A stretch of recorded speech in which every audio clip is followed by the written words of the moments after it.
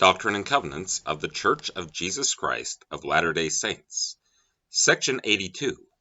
Revelation given to Joseph Smith, the prophet, in Independence, Jackson County, Missouri, April 26, 1832. The occasion was a council of high priests and elders of the church. At the council, Joseph Smith was sustained as the president of the High Priesthood, to which office he had previously been ordained at a conference of high priests, elders, and members at Amherst, Ohio, January 25, 1832. See the heading to Section 75. This revelation reiterates instructions given in an earlier revelation, Section 78, to establish a firm, known as the United Firm. Under Joseph Smith's direction, the term order later replaced firm, to govern the church's mercantile and publishing endeavors. 1 through 4, where much is given, much is required. 5 through 7, darkness reigns in the world. 8 through 13, the Lord is bound when we do what he says. 14 through 18, Zion must increase in beauty and holiness. 19 through 24, every man should seek the interest of his neighbor. Verily, verily, I say unto you, my servants, that inasmuch as you have forgiven one another your trespasses, even so I, the Lord, forgive you. Nevertheless, there are those among you who have sinned exceedingly. Yea, even all of you have sinned. But verily I say unto you, beware from henceforth, and refrain from sin, lest sore judgments fall upon your heads. For of him unto whom much is given, much is required, and he who sins against the greater light shall receive the greater condemnation. Ye call upon my name for revelations, and I give them unto you. And inasmuch as ye keep not my sayings, which I give unto you, ye become transgressors. And justice and judgment are the penalty which is affixed unto my law. Therefore, what I say unto one, I say unto all, watch, for the adversary spreadeth his dominions, and darkness reigneth. And the anger of God kindleth against the inhabitants of the earth, and none doeth good, for all have gone out of the way. Now verily I say unto you, I the Lord will not lay any sin to your charge. Go your ways, and sin no more. But unto that soul who sinneth shall the former sins return, saith the Lord your God. And again I say unto you, I give unto you a new commandment, that you may understand my will concerning you.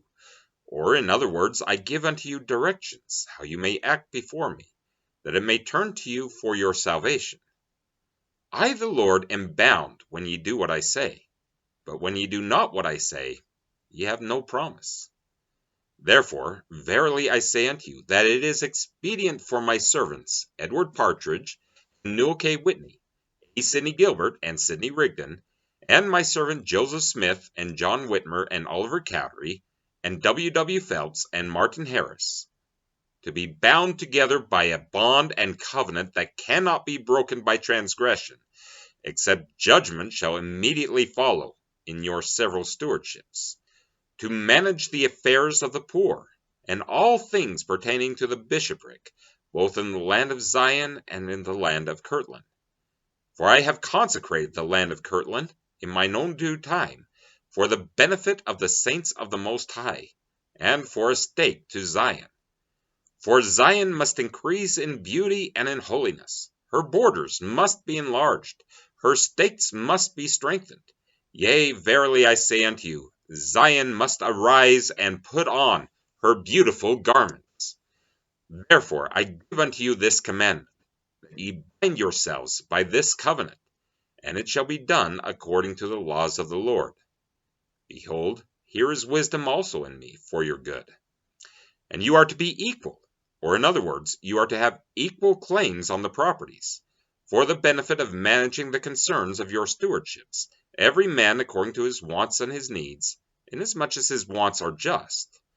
And all this for the benefit of the church of the living God, that every man may improve upon his talent, that every man may gain other talents, yea, even 100-fold, to be cast into the Lord's storehouse, to become the common property of the whole church, every man seeking the interest of his neighbor, and doing all things with an eye single to the glory of God, This order I have appointed to be an everlasting order unto you, and unto your successors, inasmuch as you sin not.